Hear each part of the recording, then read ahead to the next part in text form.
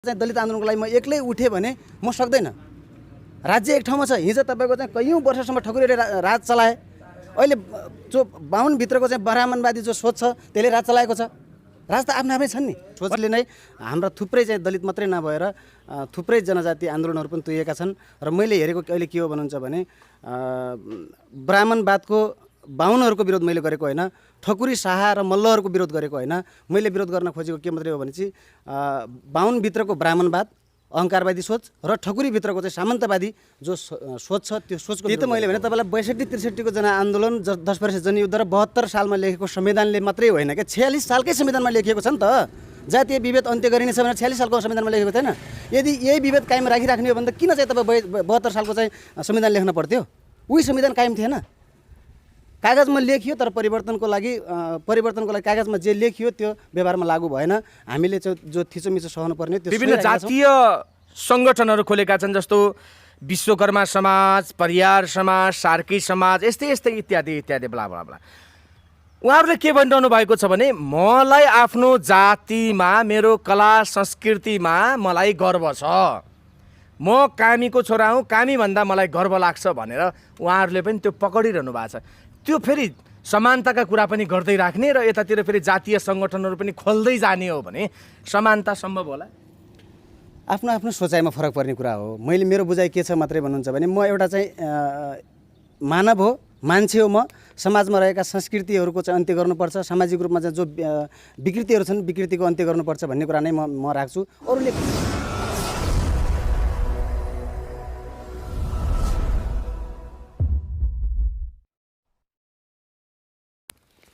दर्शकवृन्द, यहाँहरूलाई हार्दिक स्वागत छ। नेपालमा 10 वर्षीय सशस्त्र जनयुद्ध चलेको तपाईँलाई राम्रोसँग थाहा छ।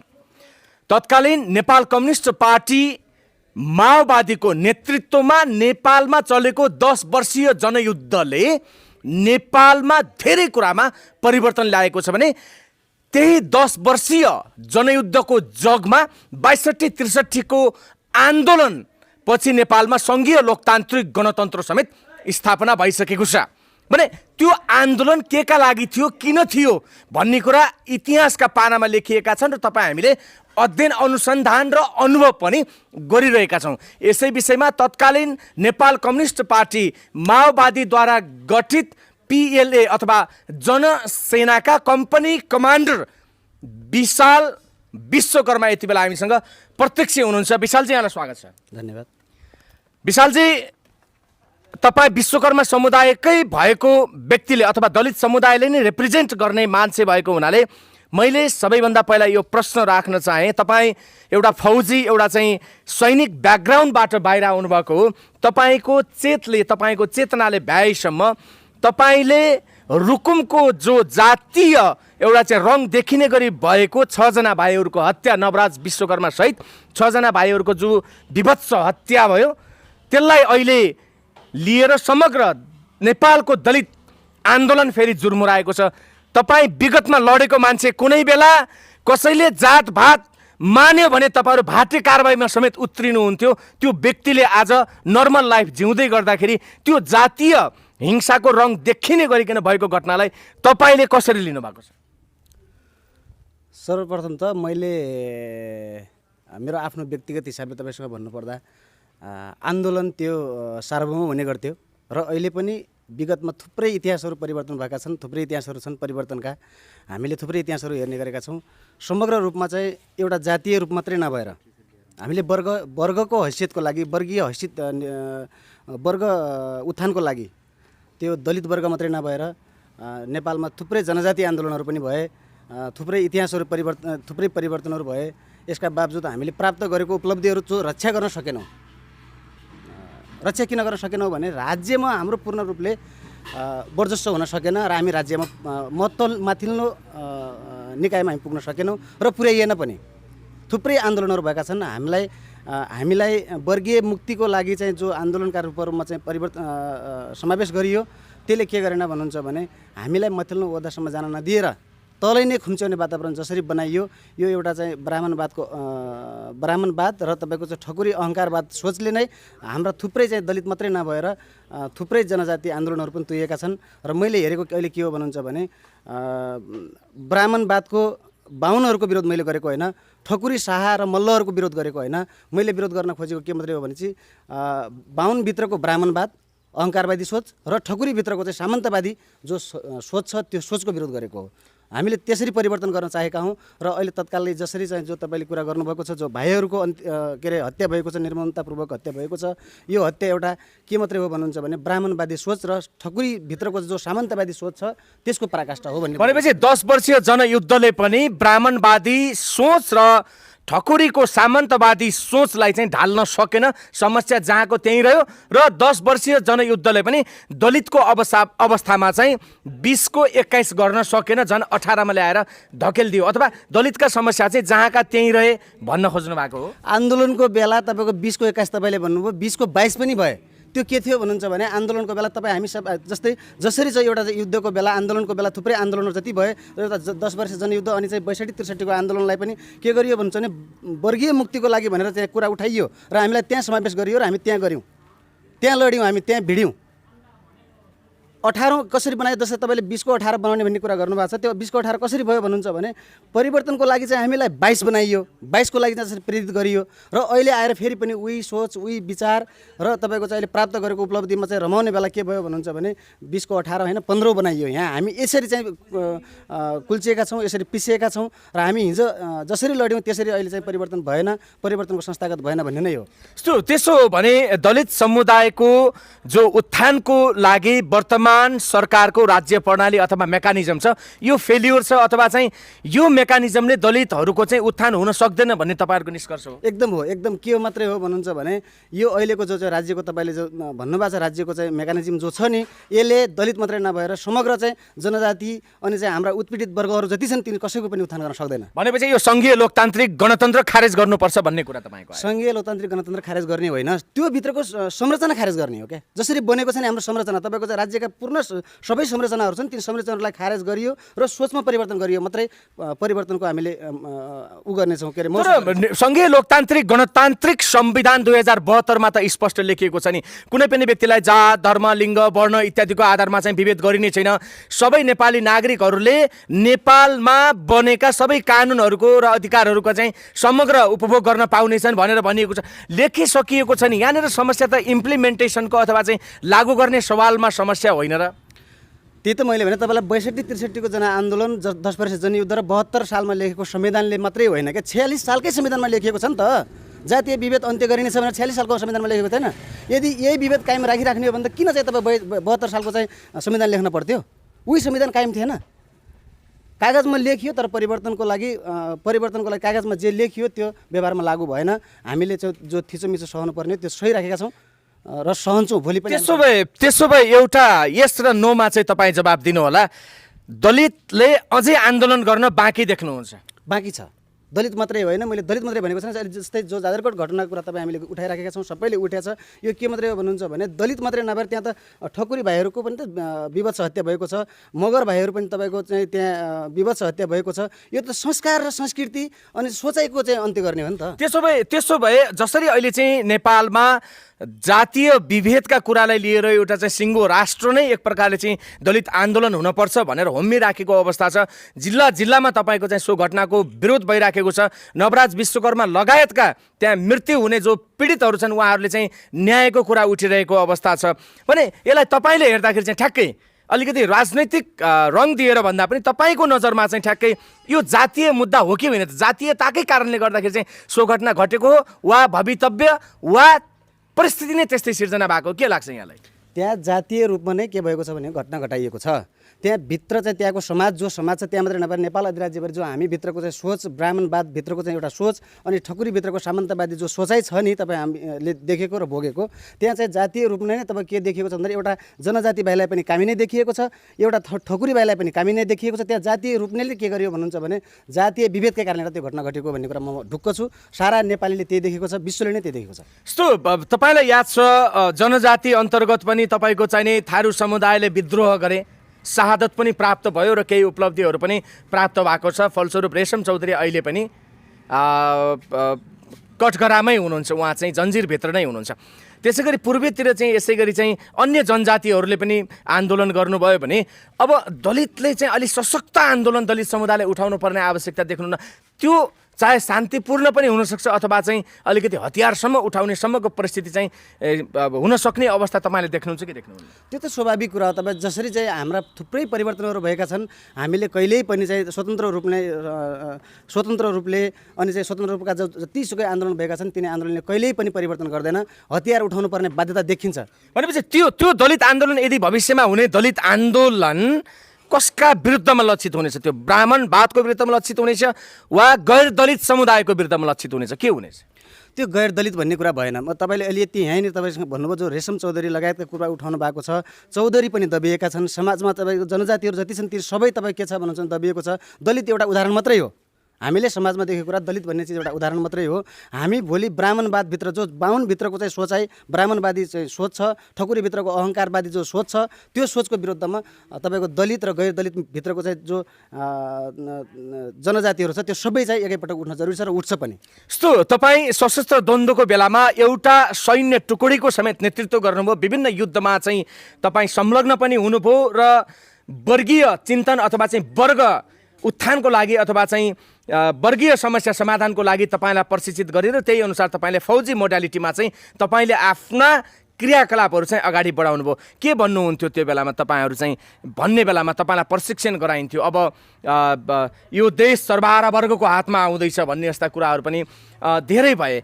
भनिसकेपछि तपाईँहरूले त्यति बेला जस्तो चाहिँ जातीयताको कुरा गर्ने व्यक्तिहरूलाई चाहिँ केही कारबाहीका कुराहरू भयो होइन, यसै गरी समाज सुधार गर्ने नाममा चाहिँ विभिन्न किसिमका चाहिँ सुधारात्मक क्रियाकलापहरू पनि तपाईँहरूले गर्नुभयो। अहिले चाहिँ 10 वर्षीय द्वन्द्वलाई चाहिँ नेपालको महिला मुक्तिका लागि अथवा महिलाको उत्थानको लागि चाहिँ स्वर्ण युग भनेर पनि भनिन्छ, किनभने त्यसभन्दा अगाडि एउटा खेतमा महिलाले जोतिरहेको देख्न सकिँदैन, तर अहिले चाहिँ प्रत्येक गाउँमा जानुहोस् तपाईँको महिलाले हलो चलाइरहेको अवस्था चाहिँ देख्न सकिन्छ। यी सबै मूल्याङ्कन उपलब्धिहरू देशमा चाहिँ राजा फालियो होइन, सबै मूल्याङ्कन एकातिर राखौँ र दलितको उपलब्धिलाई अर्कोतिर राखौँ। तराजुमा राख्दाखेरि के देख्नुहुन्छ? तपाईँहरूले हासिल गरेको उपलब्धि गरुङ्गो देख्नुहुन्छ कि दलितको क्षेत्रमा भएको परिवर्तनहरूलाई तपाईँले चाहिँ गरुङ्गो देख्नुहुन्छ? यो हलुको र गरुको भन्ने कुरा चाहिँ के भयो भन्नुहुन्छ भने हरेक परिवर्तनमा हिजो हामीले जसरी आन्दोलनहरू गऱ्यौँ, हामी मात्रै नभएर विगतका थुप्रै इतिहासहरू छन्, इतिहासहरूमा चाहिँ थुप्रै लडाइँहरू लडिएको छ। त्यो लडाइँले के गर्यो भन्नुहुन्छ भने परिवर्तनका केही अंशहरू देखिएका छन्। परिवर्तनका केही अंशहरू कहाँ देखियो भने जस्तै तपाईँले एउटा भनेअनुसार चाहिँ महिलाले गोरु जोतेको केही सांस्कृतिक क्रान्तिहरू भएका छन्, नभएका भन्ने कुरा होइन होइन, परिवर्तन भएकै छ। मात्रै कुरा के भयो भने भन्नुहुन्छ भने यहाँ दलित आन्दोलनलाई तुहाइयो, आन्दोलनको बेला थुप्रै वर्गीय आन्दोलनमा समावेश गरियो, थुप्रै जनजातिहरूलाई वर्गीय आन्दोलनले मात्र जातीय उत्थान गर्छ भनेर त्यो सिकाइयो र मैले त्यही सिकेँ। म जस्तै थुप्रै चाहिँ तपाईँको जनजातिहरूले पनि त्यही सिके, गैर दलितहरूले पनि त्यही सिके। तपाईँ ठकुरीभित्र बाहुनभित्रकै चाहिँ वर्ग छैन, सबै चाहिँ अहङ्कारवादी त छैनन् नि, त्यहाँ पनि त राम्रो सोच भएका व्यक्तिहरू छन्, राम्रो सोचाइ त्यहाँ पनि छ, हामीले त्यहाँ नदेखा त होइन, त्यहाँ पनि रूपान्तरण छ। एक्ज्याक्टली। त्यसो भए दलित भित्रै पनि विभेद किन त? दलित भित्रै पनि विश्वकर्मा समुदाय, परियार समुदाय, सार्की समुदाय, यसै गरी डोम चमार समुदाय, तराई क्षेत्र विभेद किन त? बाहुन क्षेत्री अथवा ब्राह्मणवाद भनौँ, वाद र जात फरक कुरा हुन्, यो हामीले बुझिसकेका छौँ। त्यो भित्र पनि किन त? तपाईँको चाहिँ विश्वकर्माले परियारले छोएको किन नखाने, अथवा विश्वकर्माले परियारलाई छोरी किन नदिने, अथवा परियारले चाहिँ विश्वकर्मालाई किन दिने, सुनार किन एकातिर फटफटिने, सार्कीले चाहिँ हामीले वादीहरूले चाहिँ हामीले अधिकार पाएनौँ, हाम्रा लागि त शर्मा पोखरेल तपाईँको देवकोटा लेख्ने बाहुन भन्दा यिनै कामीहरू हाम्रो लागि त बाहुन हुन्, सबभन्दा यिनी सचिनु पर्छ भनेर आवाज किन आउने त? गायनले त्यो कुरा किन उठाउने होइन? यी कुरा त छन् नि त राजा। त्यो त भएको छ। तपाईँले यहाँ कहाँ बुझ्नुहोस् भन्नुहुन्छ भने ब्राह्मणवादीले जो हिजो तपाईँले जसरी जातीय विभेदको सुरुवात गरियो नि, त्यो त बनाउँदै लियो नि त। यसको अन्त्य गरौँ भन्न खोज्यो क्या हामीले। जस्तै बाहुनले चाहिँ अहिले कामी लेख्नुपर्छ भन्ने कुरा होइन, एउटा कामीले तपाईँको चाहिँ बाहुन लेख्नुपर्छ भन्ने होइन, संस्कार चेन्ज गरौँ क्या, रूपान्तरण गरौँ, संस्कार रूपान्तरण गरौँ। म एउटा विश्वकर्मा हो, मैले दमाई लेख्नु पर्दैन क्या, नेपाली लेख्नु परेन क्या, म विश्वकर्मा नै हो। ठकुरीले ठकुरी नै लेख्दा केही फरक परेन, त्यो भित्रको चिन्तनको विकास गरौँ। मैले चेन्ज गर्नुपर्छ, म आफू भित्रको म रूपान्तरण हुन पऱ्यो क्या।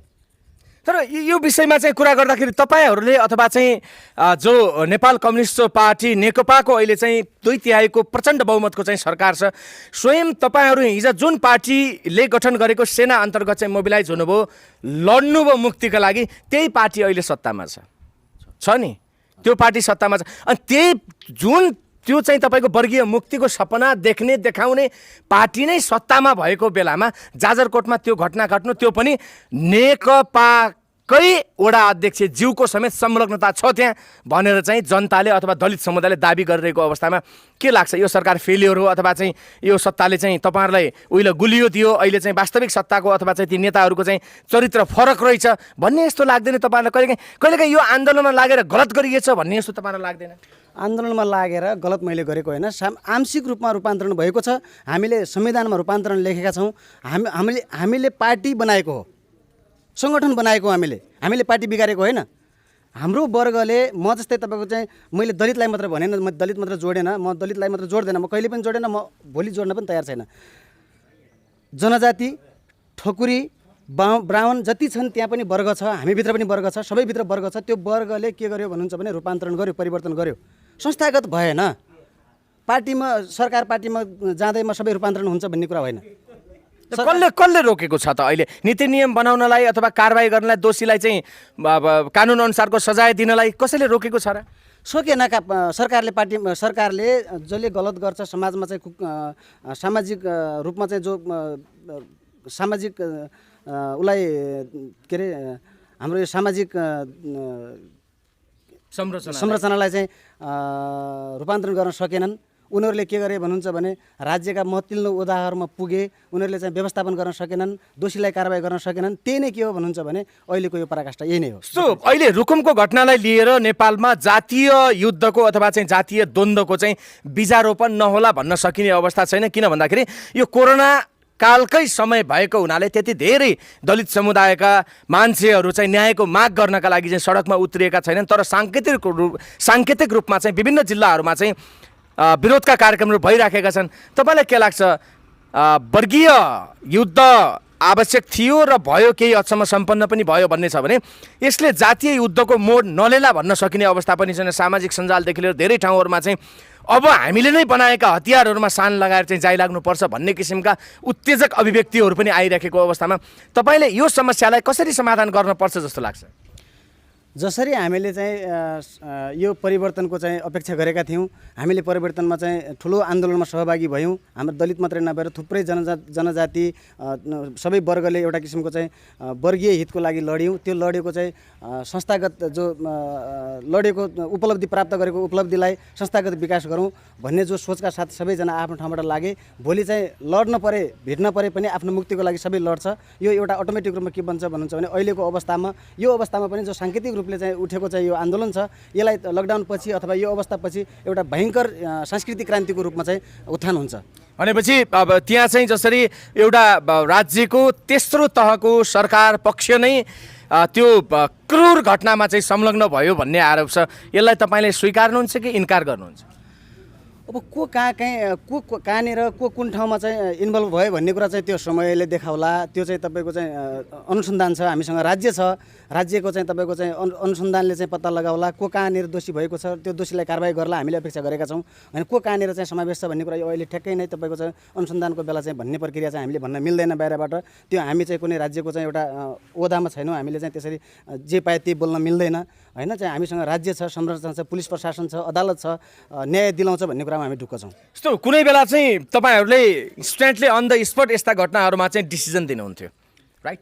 हिजो थियो तपाईँको चाहिँ जनयुद्ध कालमा के थियो भन्नुहुन्छ भने जनयुद्धभित्रको आफ्नै चाहिँ जनवादी सरकार थियो, त्यसले यस्ता विभेदहरूलाई तत्कालै कारबाही गर्थ्यो र तपाईँ त्यति बेला मान्छे चाहिँ के गर्न सक्दैन थियो भने चाहिँ विभेद गर्दैनथे। विभेदमा मान्छे तत्कालै उत्रिन थियो, चोरी हुँदैन थियो, डकैती हुँदैन थियो, विभेद हुँदैन थियो। हरेक किसिमका महिला, जनजाति, गरिब, दलित सबैको चाहिँ उत्थानको लागि एउटा वर्गीय आन्दोलनमा लागि हुम्मियो। त्यति बेला तत्कालीन अन द स्पट जो कारबाही हुन्थ्यो त्यसले मान्छेलाई एउटा डर त्रासको चाहिँ सिर्जना गरिदिन्थ्यो। अनि चाहिँ मान्छेले चाहिँ त्यसरी तत्कालै चाहिँ अन्याय गर्न पाउँदैन थियो, सक्दैन थियो पनि। यस्तो तपाईँले 10 वर्षीय सशस्त्र जनयुद्धलाई समग्रमा मूल्याङ्कन गर्दाखेरि कसरी गर्नुहुन्छ? यो एउटा रूपान्तरण हो। परिवर्तन भएकै हो नभएको होइन। 10 वर्षीय जनयुद्धको जगमा 62-63 को जनआन्दोलनले एउटा चाहिँ जो मूर्त रूप लियो, 72 सालमा गएर संविधान निर्माण भयो, जारी भयो। संस्थागत रूपमा चाहिँ हामीले जसरी चाहिँ कागजी रूपमा चाहिँ रूपान्तरण चाहिँ लेखियो, परिवर्तनको चाहिँ सबै चाहिँ अंशहरू लेखियो, तर व्यावहारिक रूपमा भएन। राज्यका संरचनाहरूमा पूर्ण संरचनाहरू हुन सकेनन्। राज्यले तपाईँको चाहिँ जहाँ जहाँ चाहिँ विभेद छ त्यो विभेदको अन्त्य गर्न सकेन र त्यो सकेपछि आफ्नो चाहिँ अस्तित्व गुम्छ कि भनेर त्यही नेतृत्व गर्ने नेताले पनि जसरी कार्यान्वयन गर्न पर्थ्यो त्यो गर्न सकेनन्।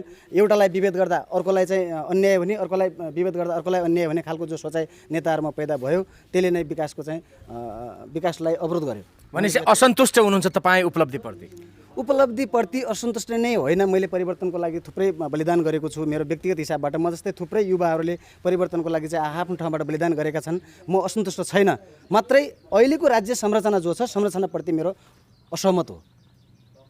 भनेपछि तपाईँको अहिलेको संरचनाप्रति असहमत हुनुहुन्छ भने तपाईँ भविष्यमा चाहिँ नेत्र विक्रम चन्दले नेतृत्व गर्नुभएको विप्लव, यसै गरी चाहिँ मोहन वैद्यले नेतृत्व गर्नुभएको नेकपा माओवादी इत्यादिमा तपाईँ प्रवेश गरेर फेरि क्रान्तिमा फर्किने सम्भावना छ कि छैन?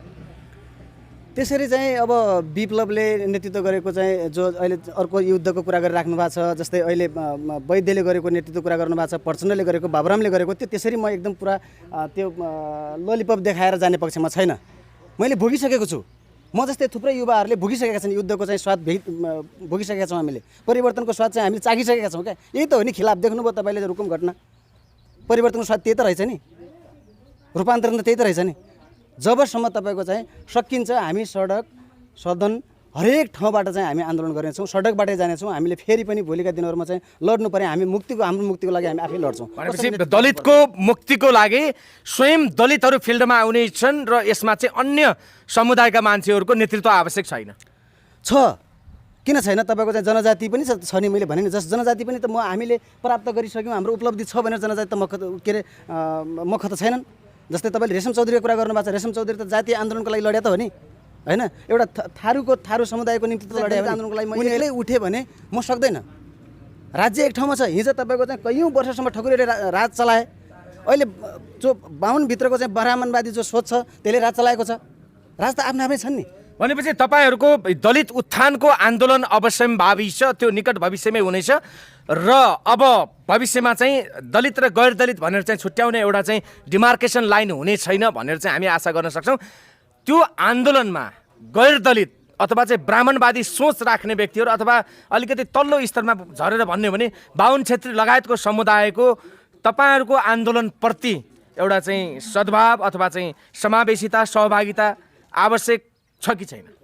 जस्तै तपाईँले भने जस्तै मैले एउटा के भन्छु तपाईँलाई भन्नुहुन्छ भने 52 भित्रको ब्राह्मणवादी सोचभित्रका चाहिँ 52 भित्रका महिलालाई चाहिँ अन्याय भएको छ। एउटा ब्राह्मण भित्रको एउटा 52 भित्रको एउटा महिलाले श्रीमानको चाहिँ खुट्टा ढोकेर बिहानै तपाईँको चाहिँ पानी चाहिँ निकालेर चाहिँ त्यो खुट्टा धोएर पानी खान्छन्। त्यही पनि अन्याय छैन? एउटा महिला अन्याय छैन, परेका छैनन्? त्यहाँ महिला हुन् नि उनी। हामीले महिला मुक्तिको लागि त थुप्रै आन्दोलन लडेका छौँ। त्यहाँ पनि 52 भित्र तपाईँ कति अन्याय छ भने त हेरौँ न त हामीले, होइन? त्यहाँ पनि अन्याय छ। उनी पनि उठ्छिन्, बाहुनै उठ्छिन् के, ठकुर नै उठ्छिन्। हामी ब्राह्मणवादभित्रको अहङ्कारको चाहिँ विरोध गरेको हो। यस्तो अलिकति तल्लो अलिकति वर्गभित्रको सुन्नुहोस्, कम्युनिटीले बुझ्ने, समुदायले बुझ्ने भाषाबाट चाहिँ प्रयोग गर्दाखेरि जसरी जाजरकोट अथवा चाहिँ जाजरकोटका युवाहरू रुकुममा आएर चाहिँ एक प्रकारले मृत्युवरण गर्न पर्यो, दुःखद निधन भयो। यसरी यो हुनुको पछाडि चाहिँ हाम्रो चेतनाको स्तर अझै माथिसम्म पुगेको छैन। अझै पनि हामी 10 वर्ष, 20 वर्ष, 30 वर्ष अगाडिको नेपालकै अवस्थामा छौँ र यसलाई परिवर्तन गर्न सकिन्छ जस्तो यहाँलाई लाग्छ कि लाग्दैन? परिवर्तन हुन्छ, नभएका होइनन्। हाम्रा थुप्रै इतिहासहरू छन्, हामीले परिवर्तन भएका छन्, थुप्रै परिवर्तनहरू भएको छन्। यो पनि हुन्छ, परिवर्तन नहुने कुरा भएन, बिस्तारै हुन्छ। हिजो ठुलो एउटा जडो गारेको चाहिँ ब्राह्मणवादी सोच जो जडो गारेको छ, तपाईँको ठकुरीभित्रको चाहिँ तपाईँको चाहिँ अहङ्कारवाद, सामन्तवादी सोच छ, त्यसले जडो गारेको छ। त्यो तत्कालै भर्खरै आजको आजै त्यो नवराज भाइकोले न्यायको बेला यति बेला नै तपाईँको चाहिँ नवराज भाइको न्याय मात्रै नभएर यति बेला नै तपाईँको चाहिँ सबै रूपान्तरण भइहाल्छ। सबै चाहिँ तपाईँको कामी सर चाहिँ सोच राखिरहेको छन्, धमाइ सर सोच राखिरहेको छन्, अनि चाहिँ तपाईँ गएर चाहिँ 52 भित्र चाहिँ सोच राखिरहेको छन् भन्ने कुरा होइन। केही आंशिक रूपमा परिवर्तन भएको छ, त्यो बिस्तारै हुँदै जाने प्रक्रिया हो, तर आन्दोलनको आवश्यकता चाहिँ छ। यस्तो एज तपाईँ दलित समुदायको प्रतिनिधित्व गर्ने अथवा दलित समुदायको सदस्य विशाल विक यत्रो यो चाहिँ द्वन्द्वको समयलाई समेत पार गरेर अहिले समाजमा फेरि एउटा चाहिँ पुनः शान्तिको पुनर्स्थापना भइसकेपछि अथवा शान्तिकाल सुरु भइसकेपछि फेरि पनि तपाईँ समुदायमा चाहिँ घोलमिल भएर हिँडिराख्नु भएको छ। द्वन्द्वभन्दा अगाडिको परिस्थिति, द्वन्द्वको र द्वन्द्व पछाडिको यो 3 कालखण्डलाई मध्यनजर गर्दाखेरि, मूल्याङ्कन गर्दाखेरि तपाईँले आफूलाई कहाँनिर पाउनुहुन्छ त? तपाईँले जीवनमा कहीँ कतै आफूलाई पनि मुटु चसक्क हुने गरी चाहिँ कतै आफू व्यक्तिगत रूपमा चाहिँ जातीय विभेदको शिकार हुनु परेको घटना केही छ? थुप्रै मैले तपाईँको हिजो त मैले बुझेको थिएँ मात्रै, म सानो एउटा उमेरमा थिएँ, एउटा बच्चा उमेरमा थिएँ। मैले हिजो आफ्नो प्रक्रिया भयो जो बुझ्दै गर्दा म त्यही पार्टी जो तत्कालीन माओवादी पार्टीबाट मेरो राजनीतिक सुरुवात गरेँ, त्यहाँ केही रूपमा मैले चाहिँ जातीय विभेद देखेन। हामी एउटा किसिम आफ्नो ठाउँमा थियौँ, हामी एउटा वर्गीय आन्दोलनको उसमा थियौँ। हामी वर्गीय आन्दोलन रहँदै गर्दा जातीय आन्दोलन एउटा ठाउँमा चाहिँ गएर थन्किएको थियो। र अहिले फेरि सामाजिक रूपमा पुनर्स्थापना हुँदाखेरि मैले काहीँ न काहीँ भोगेको छु। कुनै न कुनै ठाउँमा चाहिँ मैले आफ्नो चाहिँ एउटा जातीय दमन चाहिँ मैले भोग्नु परेकै छ र भोगेको छु। मेरा थुप्रै चाहिँ इतिहासहरू छन्। मैले त्यो जहाँ पाएँ त्यही भन्ने कुरा भएन, मान्छे टिकाएर भन्ने कुरा पनि भएन एउटा कुरा। अर्को कुरा के हो भन्नुहुन्छ भने त्यो फेरि पनि 18औं शताब्दीतिर हाम्रो समाज जाँदैछ कि त भन्ने कुरा मैले चाहिँ महसुस गरेँ। द्वन्द्वको बेलामा तपाईँहरूको जनवादी विवाह हुन्थ्यो र त्यो जनवादी विवाहमा जातपात इत्यादि छुट्याइन्न थिएन, कुनै चाहिँ थिएन। त्यो बाहिर समाजले बुझ्ने र मैले भुगेको जनयुद्ध फरक ठाउँमा छ। त्यो ती विवाहहरू त टिकेनन् नि।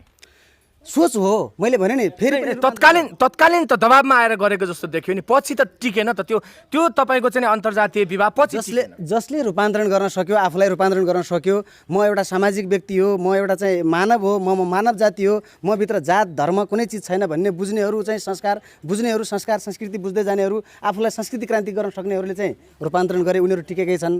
जसले हिजो फेरि पनि 18औं शताब्दीतिर चाहिँ फर्कियो, 17औं शताब्दीतिर फर्कियो, त्यो व्यक्तिका वैवाहिक सम्बन्धहरू पनि टुटेका छन्। त्यो व्यक्तिका चाहिँ सामाजिक हरेक चिजहरू टुटेका छन्। त्यसले सामाजिक रूपमा चाहिँ बहिष्कृत हुनु परेको छ। तिन थुप्रै इतिहासहरू चाहिँ छैन। पछिल्लो समयमा फेरि विभिन्न जातीय सङ्गठनहरू खोलेका छन्, जस्तो विश्वकर्मा समाज, परियार समाज, सार्की समाज, यस्तै इत्यादि इत्यादि ब्ला ब्ला ब्ला। उहाँहरूले के भनिरहनु भएको छ भने मलाई आफ्नो जातिमा, मेरो कला संस्कृतिमा मलाई गर्व छ, म कामीको छोरा हुँ, कामी भन्दा मलाई गर्व लाग्छ भनेर उहाँहरूले पनि त्यो पक्रिरहनु भएको छ। त्यो फेरि समानताका कुरा पनि गर्दै राख्ने र यतातिर फेरि जातीय सङ्गठनहरू पनि खोल्दै जाने हो भने समानता सम्भव होला? आफ्नो आफ्नो सोचाइमा फरक पर्ने कुरा हो। मेरो बुझाइ के छ मात्रै भन्नुहुन्छ भने म एउटा चाहिँ मानव हो, मान्छे हो। म समाजमा रहेका संस्कृतिहरूको चाहिँ अन्त्य गर्नुपर्छ, सामाजिक रूपमा चाहिँ जो विकृतिहरू छन् विकृतिको अन्त्य गर्नुपर्छ भन्ने कुरा नै म राख्छु। अरूले कसले कहाँ के भन्यो भन्ने कुरासँग मेरो सरकारको विषय भयो। गैर दलितको छोरी दलितले ल्याउँदैमा र गैर दलितको चुलोसम्म गएर भात खाँदैमा समानता हुन्छ? त्यो होइन, त्यो बुझाइमा फरक पर्ने कुरा हो। दलितकी छोरी ल्याउँदैमा, बाहुनको छोरी ल्याउँदैमा, ठकुरीको छोरी ल्याउँदैमा म ठुलो जाति भइहालेँ, म रूपान्तरण भइहालेँ भन्ने कुरा भएन। आफूभित्रको सोचको रूपान्तरण गरौँ, सोचमा विकास गरौँ। म मानव हो, एउटा जाति चाहिँ छ, त्यो जाति भनेको महिला या पुरुष जसरी हामीले बुझेका छौँ सामाजिक रूपमा, त्यति बुझौँ, त्यहीँनिर बुझौँ। चुलोभित्र पस्दैमा ठुलो भइहाल्छु भन्ने कुरा बुझ्न भएन। म आफै मेरो उदाहरण हेर्नुहोस्, म मगरको छोरी बिहा गरेको मान्छे हो होइन। मैले मेरो श्रीमतीलाई कति रूपान्तरण गर्न सकेँ, म आफू कति रूपान्तरण हुन सकेँ भन्ने कुराले प्रभाव पार्छ। तपाईँहरूको अहिले खुसवाल जिन्दगी चलिरहेछ। हेर्नुहोस्, मेरो श्रीमती खुसी छिन्, म आफै खुसी छु। मैले विभेद गर्दिनँ, महिलालाई गर्नुपर्ने अन्यायमा गर्दिनँ। सामाजिक रूपमा त महिला अन्यायमा परेका छन् नि। मेरो श्रीमती एउटा महिला हुन् नि, मगरको छोरी आफ्नो ठाउँमा छन्, महिला हुन् नि। म महिलालाई अन्याय गर्दिनँ। सम्मानजनक ढङ्गले चाहिँ हाम्रो व्यवहार चलेको छ। तब पो हाम्रो चाहिँ विभेद कायम छैन, हामीमा विभेद छैन र पो हामी व्यवसाय चलिरहेका छौँ, हाम्रो जीवन चलिरहेको छ। खुसी छौँ, उनी खुसी छन्, म खुसी छु, मेरा बालबच्चा खुसी छन्। विभेद छैन ममा।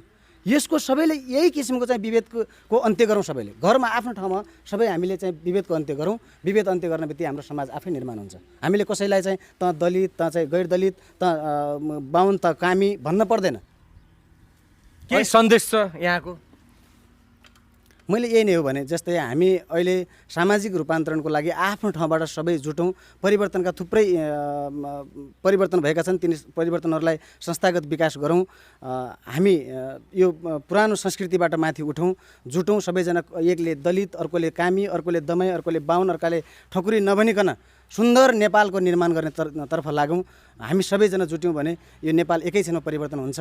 हामीमा यस्ता थुप्रै त्यो नवराज जस्तै घटनाहरू अथवा चाहिँ हिजो तपाईँ सेती दमाईका जस्ता घटनाहरू चाहिँ दैलेखमा घटेका छन्, थुप्रै इतिहासहरू छन्। तिनी घटनाहरूलाई अन्त्य गर्न सकिन्छ। हामीले चाहिँ व्यावहारिक रूपमा चाहिँ विकास गर्न सकौँ, हाम्रो चेतनाको विकास गर्न सकौँ, नेपाल आफै परिवर्तन हुन्छ। हामी जसरी पछि परेका छौँ यो पछि परेको कुरालाई तपाईँ हामी सबैले आफ्नो ठाउँबाट म यो कुरामा क्लियर छु कि मसँग कुनै विभेद छैन भन्ने कुराको विकास गर्न बित्तिकै हामी अटोमेटिक रूपमा यो सामाजिक चाहिँ विभेद चाहिँ त्यत्तिकै घटेर जान्छ।